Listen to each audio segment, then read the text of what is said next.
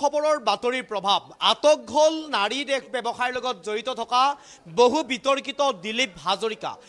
হাজৰিকা নামৰ এই বিশেষ ব্যক্তিগৰাকী ইতিমধ্যে আটক হৈছে। কালিৰ দিনটোত সংবাদ মাধ্যমে বাতৰি পৰিৱেশন কৰিছিল আৰু আমিও বাতৰি পৰিৱেশন কৰিছিলোঁ গুৱাহাটী মহানগৰৰ এই নাৰী দেশ ব্যৱসায় চক্ৰৰ বিৰুদ্ধে। আৰু তাৰ পিছতেই আজিৰ দিনটোত কিছু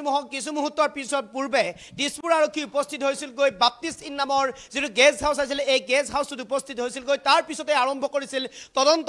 কৰিছিল বাপ্তিষ্ট ইন নামৰ এই গেষ্ট হাউচটোৰ পৰা এগৰাকী ব্যক্তি আৰু সমান্তৰালভাৱে যিগৰাকী বিশেষ ব্যক্তি বা দিলীপ হাজৰিকা নামৰ সেই ব্যক্তিগৰাকীৰ নেতৃত্বত সমগ্ৰ গুৱাহাটীৰ ভিন্ন স্থানত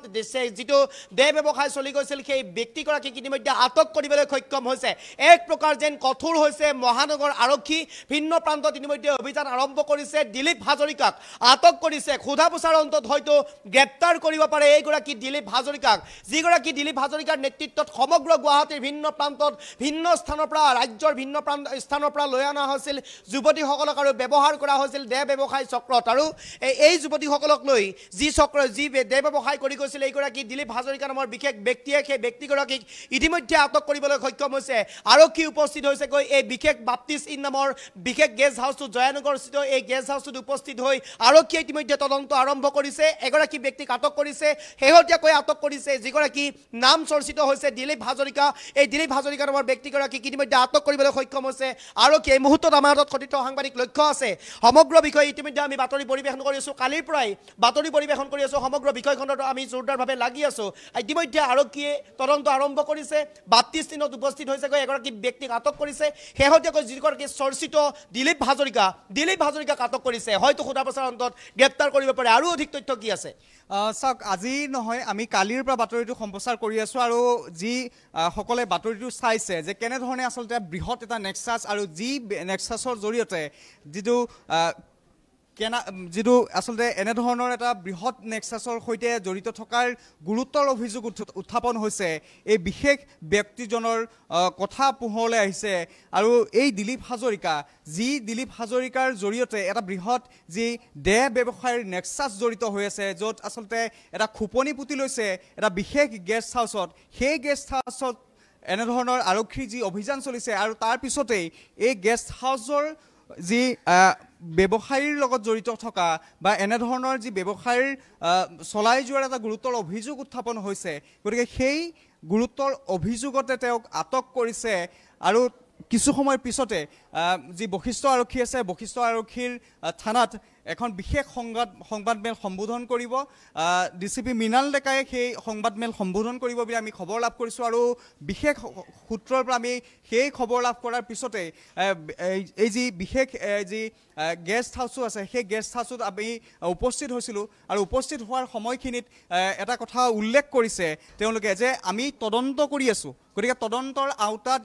যেনেধৰণৰ তথ্য লাভ কৰিব আৰক্ষীয়ে আৰু পৰৱৰ্তী সময়ত হয়তো এনেধৰণে হ'ব পাৰে যে আৰু অধিক সক্ৰিয় হৈ অহাৰ লগে লগে আৰক্ষীয়ে যেতিয়া ন তথ্য পোহৰলৈ আহিব এই দিলীপ হাজৰিকাৰ লগতে আৰু কোন ব্যক্তি জড়িত হৈ আছে আৰু বৃহৎ এই নেক্সাছটো কেনেধৰণে চলাই আছে, কাক মেনেজ দি চলাই আছে, কাক চকুত ধূলি দি চলাই আছে, সেই সমগ্ৰ তথ্য পোহৰলৈ আহিব। আৰু এই যে বৃহৎ যি এটা নেক্সাছ যিহেতু পোহৰলৈ আনিছিলোঁ আমি কালি আৰু ষ্টিং অপাৰেশ্যনৰ জৰিয়তে সেই কথা পোহৰলৈ আনিছিলে। যুৱতীসকলে প্ৰথমে কি কৰে যে হোৱাটছআপ যোগে তেওঁলোকে তথ্য দিয়ে, হোৱাটছআপ যোগে তেওঁলোকৰ যি এড্ৰেছ দিয়ে, লোকেশ্যন দিয়ে আৰু সেই লোকেশ্যনত গৈ যুৱতীৰ সৈতে দৰ দাম কৰে বা পূৰ্বেও সেই যুৱতীসকলৰ সৈতে দৰ দাম কৰে ফোনত যে কেনেকৈ হ'ব আৰু ক'ত তেওঁলোকে উপস্থিত থাকিব লাগিব, ক'ত কেনেধৰণৰ লোকেশ্যনত উপস্থিত থাকিব লাগিব বা কিমান সময়ৰ পৰা কিমান সময়লৈকে তেওঁলোকে উপলব্ধ থাকে ফোনত বা অন্য কিছু যি ব্যক্তি যদি উপস্থিত হয় সেই স্থানৰ পৰা তেওঁলোকে অন্য বেলেগ নিলগত তেওঁলোকে অৱস্থান কৰে। গতিকে এনেধৰণৰ যি এটা পৰিকল্পিতভাৱে বিভিন্ন সময়ছোৱাত আমি দেখিব পোৱা যায় যে গুৱাহাটীৰ মাজমজিয়াত বিভিন্ন এনেধৰণৰ চক্ৰ জড়িত হৈ থকাৰ যি গেষ্ট হাউচ হওক বা বিভিন্ন এনেধৰণৰ হোটেলৰ কোঠা বুক কৰি এনেধৰণৰ যি কলংকিত এনেধৰণৰ যি কাৰ্য সংঘটিত কৰি আহিছে। গতিকে তাৰ পিছত এনেধৰণে এটা বৃহৎ নেক্সাছ জড়িত হৈ থকাৰ তথ্য যেতিয়া পোহৰলৈ আহে আৰক্ষী তেতিয়া সংবাদ মাধ্যমৰ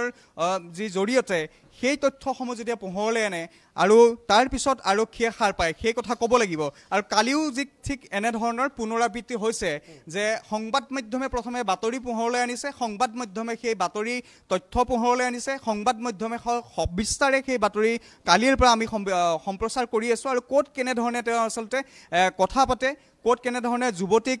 হোৱাটছআপৰ জৰিয়তে ফটোৰ যোগান ধৰে আৰু তাৰ দৰ দাম চলে গতিকে সেই সমগ্ৰ তথ্য আমি কালি পোহৰলৈ আনিছিলোঁ আৰু আজিৰ ভাগত আজি দেখিছে যে দিছপুৰ আৰক্ষীৰ এটা বৃহৎ দল তাৰ সমান্তৰালভাৱে ডিচিপি মৃণাল ডেকাৰ নেতৃত্বত এটা বৃহৎ দলে আজি সেই বিশেষ গেষ্ট হাউচটোত প্ৰৱেশ কৰিছে আৰু প্ৰৱেশ কৰাৰ পিছত পুংখানুপুংখভাৱে সকলো দিশ পৰিচালনা কৰিছে সকলো দিশ চোৱা চিতা কৰিছে আৰু যিগৰাকী ব্যক্তিৰ কথা কৈ থকা হৈছে যে দিলীপ হাজৰিকা এগৰাকী বিশেষ ব্যক্তি সেই বিশেষ ব্যক্তিৰ জৰিয়তে এনেধৰণৰ কাৰ্যকলাপ সংঘটিত কৰি আহিছে নে তেওঁৰ লগত আৰু কোন কোন এনেধৰণৰ চক্ৰৰ সৈতে জড়িত হৈ আছে সেই তথ্যও কিন্তু পৰৱৰ্তী সময়ত আমি লাভ কৰিম কিন্তু ক'বলৈ গৈছোঁ যে প্ৰথম খবৰৰ যি ষ্টিং অপাৰেশ্যন আছিলে কালিৰ দিনটোত সেই নাৰী দেহ ব্যৱসায়ীৰ ঘাটিৰ উৎখাত কৰাৰ যি এটা ধৰণৰ পৰিকল্পনা কৰি থকা হৈছিলে গতিকে সেই পৰিকল্পনাৰ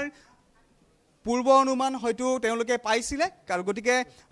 পৰৱৰ্তী সময়ত আমি যেতিয়া সেই স্থানত গৈছিলোঁ সেই স্থানত কিন্তু কোনো ধৰণৰ ব্যক্তি উপস্থিত নাছিলে বা সেই গেষ্ট হাউচটোৰ যিসকল ব্যক্তিসকল আছিলে বা কৰ্মৰত লোকসকল আছিলে সেই কৰ্মৰত লোকসকলে কিন্তু কোনো ধৰণৰ মন্তব্য কৰা নাছিলে সংবাদ মাধ্যমত কিন্তু অৱশেষত গা লৰিছে একশ্যন মোডত দেখিব পোৱা গৈছে দিছপুৰ আৰক্ষী বশিষ্ঠ আৰক্ষীক দেখিব পোৱা গৈছে একশ্যন মোডত আৰু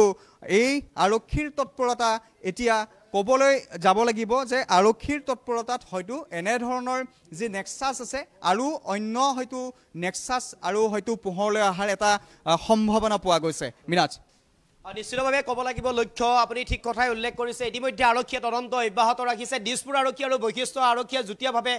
যিটো জয়ানগৰস্থিত যিটো গেষ্ট হাউচ আছিলে এই গেষ্ট হাউচটোত ইতিমধ্যে তদন্ত অব্যাহত ৰাখিছে যিগৰাকী বিশেষ ব্যক্তিৰ নাম আমি উল্লেখ কৰিছিলোঁ কালিৰ দিনটোতো সংবাদ পৰিৱেশন কৰিছিলোঁ প্ৰথম খবৰৰ যি ষ্টিং অপাৰেশ্যন সেই ষ্টিং অপাৰেশ্যনতেই সমগ্ৰ তথ্য পোহৰলৈ আহিছিলে বিশেষ ব্যক্তিগৰাকী আছিলে দিলীপ হাজৰিকা আৰু এই দিলীপ হাজৰিকাক লৈ আমি সংবাদ পৰিৱেশন কৰিছিলোঁ তাৰপিছতে আৰক্ষী তৎপৰ হৈছিলে আৰক্ষী বৈশিষ্ট্য আৰক্ষী আৰু দিছপুৰ আৰক্ষী যুটীয়াভাৱে সংবাদ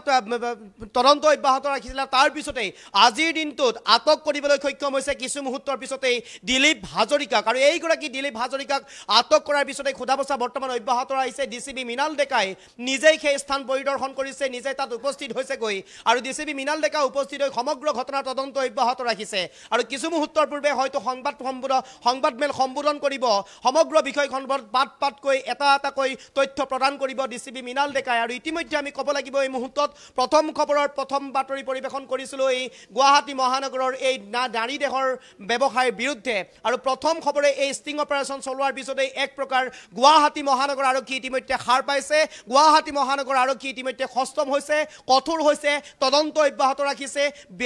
দোষীক ইতিমধ্যে শাস্তি দিবলৈ সম্পূৰ্ণৰূপে সাজু হৈছে সাৱধান হ'বৰ হৈছে গুৱাহাটী মহানগৰৰ ভিন্ন প্ৰান্তত থকা এনেধৰণৰ গেষ্ট হাউচসমূহ যিসমূহ গেষ্ট হাউচে অনৈতিক কাৰ্যকলাপক চলাই গৈছে এইখন গুৱাহাটী মহানগৰত দিন অথবা ৰাতি আৰু এই